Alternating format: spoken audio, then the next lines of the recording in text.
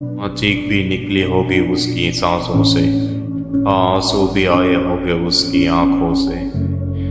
कांपा होगा उसका शरीर जब हाथ लगाया होगा उन दरिंदों ने अपने हाथों से।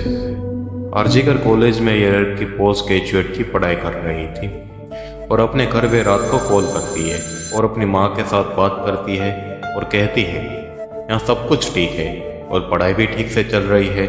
अभी अभी मैंने 36 घंटे की नॉन स्टॉप ड्यूटी खत्म की है, मैं बहुत थक चुकी हूँ और अब खाना खाने जा रही हूँ, ये कहकर कॉल कट करती है।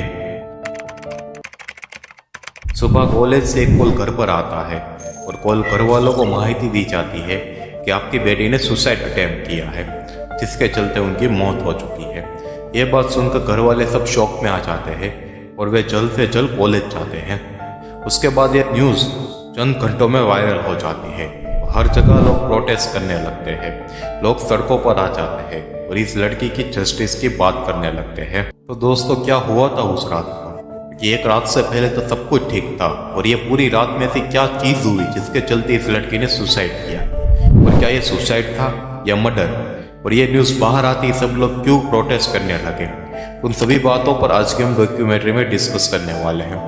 तो वीडियो में लास्ट तक बने रहेगा। अगर वीडियो पसंद आए तो डेफिनेटली लाइक, शेयर और सब्सक्राइब कर जाना।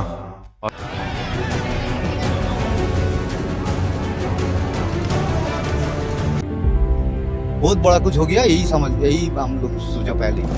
Protests continue in India after the sexual assault and murder of a medical student earlier this month. Medical worker.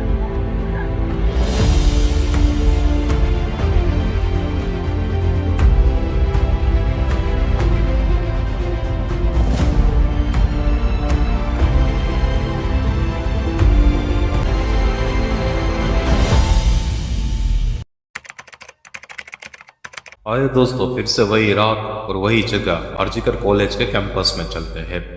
लड़की ने कॉल रखा और वे अपने 4 कलीग के साथ डिनर लेकर सेमिनार हॉल में आई और वहां वे डिनर कर रही थी और ओलंपिक का नीरज चोपड़ा का मैच देख रही थी, जिसमें वे नीरज चोपड़ा को सपोर्ट कर रही थी।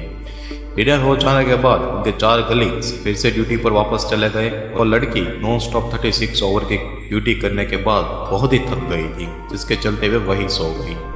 3 बजे उस लड़की को फिर से चेकअप के लिए कॉल आया और वे चेकअप पे गई।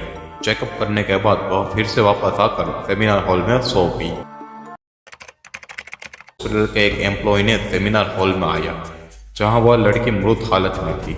उसकी बॉडी हाफ कवर अप थी, यानी कमर के ऊपर के सारे पार्ट कवर थे और उसके नीचे के सारे पार्ट ओपन थे। उनकी बॉडी पर 10 जगह इंजरी थी। आंख, मुंह और प्राइवेट पार्ट से खून निकल रहा था। बॉडी बहुत ही बुरी कंडीशन में थी। यह देखने के बाद कोई नासमझी होगा जो इसे सुसाइड कह सके, क्योंकि साफ देखने को मिल रहा था कि यह सुसाइड नहीं था, मर्डर था। फिर भी हॉस्पिटल के 11:15 को लड़की के घर पे कॉल गई और आपकी बेटी ने सुसाइड किया, ये इन्फॉर्मेशन दी गई। घर वाले सब कॉलेज आए, फिर भी 3 घंटे तक बॉडी को देखने ना आए। खून निकल गया। मैं प्रधानमंत्री से हाथ जोड़ के रिक्वेस्ट करूंगी कि ये घटना जो एक 31 year old, एक meritorious student who has cracked her medical with her own stamina and her own intelligence, goes to that top and becomes a promising doctor, should not be killed or her इतना सब कुछ हो जाने के बावजूद भी RG Kar college के सभी लोग नॉर्मल रिएक्ट कर रहे थे। ये मर्डर को कवर अप करने की कोशिश कर रहे थे। ऐसा क्यों हो रहा था, वो भी एक सोचने जैसी बात थी। अभी इस केस में कलकत्ता पुलिस ने भी इन्वॉल्वमेंट किया। कॉलेज के सारे सीसीटीवी कैमरा चेक किए। इसमें सेमिनार हॉल में कोई भी कैमरा नहीं था, मगर सेमिनार हॉल के बाहर एक कैमरा था। उस कैमरे में पुलिस ने एक शख्स को देखा तो सुबह 4 बजे नशे की हालत में सेमिनार हॉल के बाहर चक्कर लगा रहा था। उसके गले में एक एयरफोन भी था। तभी डॉक्टर की रिपोर्ट डिक्लेयर करते हैं, जिसमें वे कहते हैं कि इस लड़की का रेप हुआ है। उसके बाद उस लड़की का मर्डर किया गया है। यह न्यूज़ पूरे कलकत्ता में आग की तरह फैल जाती है और सब जगह इस लड़की के जस्टिस के नारे लगने शुरू हो जाते हैं और हर जगह सड़कों पे प्रोटेस्ट स्टार्ट हो जाते हैं।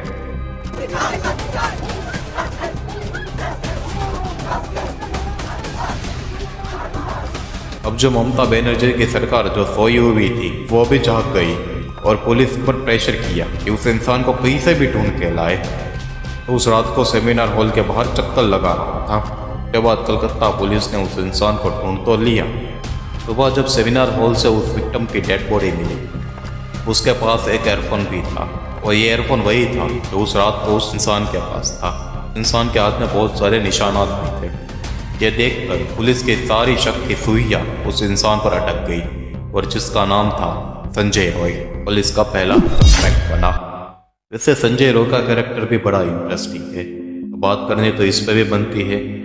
संजय रॉय एक कॉन्ट्रैक्ट बेस पे काम करने वाला सिविल वॉलंटियर था, जिसकी सैलरी 12,000 के करीब थी, जो ट्रैफिक पुलिस वगैरह का काम करता था, जो परमानेंट नहीं था और जिसका पुलिस जैसी फैसिलिटी नहीं दी जाती थी। फिर भी वह अपने आप को पुलिस मानता था, अपने गाड़ी पर पुलिस का लोगो लगाया रखता था।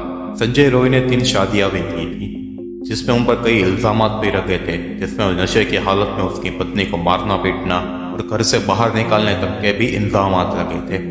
संदीप रॉय की 2 बहन थी जो उनको बिल्कुल कलंक मानती थी और उनकी बड़ी बहन ने तो यहाँ तक कह दिया था, अगर पुलिस मेरे भाई को फांसी के तख्ते पर चढ़ा देगी कि बॉडी भी कलेक्ट करने नहीं आएगी।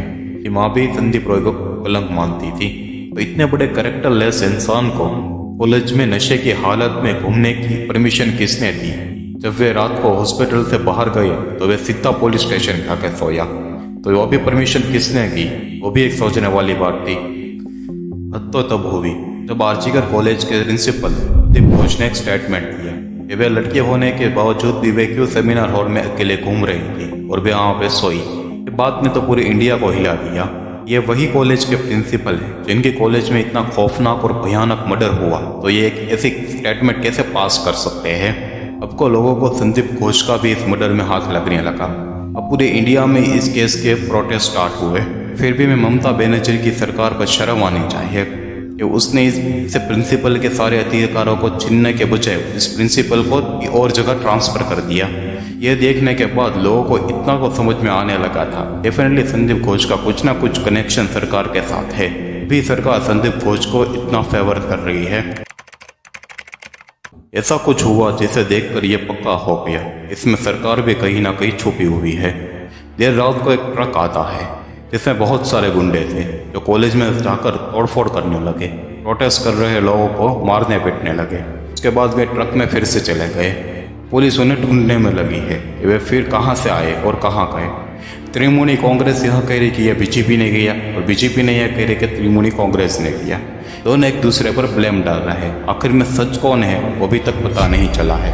और इतने बड़े रेप केस में किसी की बहन चली गई, किसी की बेटी चली गई, फिर भी ये पॉलिटिक्स के राजनेता राजनीतियाँ खेल रहे हैं, जो बहुत ही शर्मसार कर देने वाली बात है। तो हर जगह जस्टिस की बात हो रही है कि एक साइड पे सरकार ऐसा स्कीम लॉन्च कर रही है, बेटी पढ़ाओ बेटी बचाओ। उनका जीवन पीढ़ियों को प्रभावित करने वाला, पीढ़ियों का निर्माण करने वाला जीवन होता है। एक बेटी का सामर्थ्य, उसकी शिक्षा, उसका कौशल सिर्फ परिवार ही नहीं, समाज की, राष्ट्र। तो दूसरी साइड पर सरकार ऐसे खौफनाक रेप और मर्डर हो रहे हैं। इंडिया की बेटी पढ़ तो रही है मगर सरकार बेटी बचाने में बिल्कुल फेल रही है, क्योंकि ये पहली बार नहीं है ऐसा हुआ है। पहले ऐसे बहुत से हादसे लड़कियों के साथ बनते हैं, इसमें कुछ सामने आते हैं तो कुछ दबा दिए जाते हैं। उन्हीं हादसों में चाहे वह निर्भया हो, पूजा हो या राबिया, उन्हें भी आज तक कभी भूल नहीं पाए हैं। जिस्म तो नोच लिया मेरा, अब रूह कैसे नोचोगे, छीन लिया सब मेरा, अब बहन किसे बोलोगे। आज के वक्त एक कलकत्ता केस में ऐसी सिचुएशन है, कलकत्ता कोर्ट ने यह तपास सीबीआई को सौंप दी गई है। छोटी से छोटी कड़ियों को कनेक्ट किया जा रहा है। डॉक्टर सड़कों पर आ चुके हैं जो इंसाफ के नारे लगा रहे हैं। शायद उस लड़के को इंसाफ मिल भी जाए, पर फिर भी आने वाले समय में ऐसे हादसे रुकने नहीं वाले हैं, क्योंकि सरकार को ऐसी कोई कठोर से कठोर सजा बनानी चाहिए जो सुनकर भी ऐसे मुजरिमों की रूह कांप जाए, तभी शायद ऐसा रुक सकता है। आई होप दोस्तों आपको हमारा वीडियो पसंद आया हो, और अगर हमारा वीडियो पसंद आया हो तो डेफिनेटली लाइक शेयर और सब्सक्राइब कर जाना। मिलेगा मेरे नेक्स्ट वीडियो में, तब के लिए नमस्कार।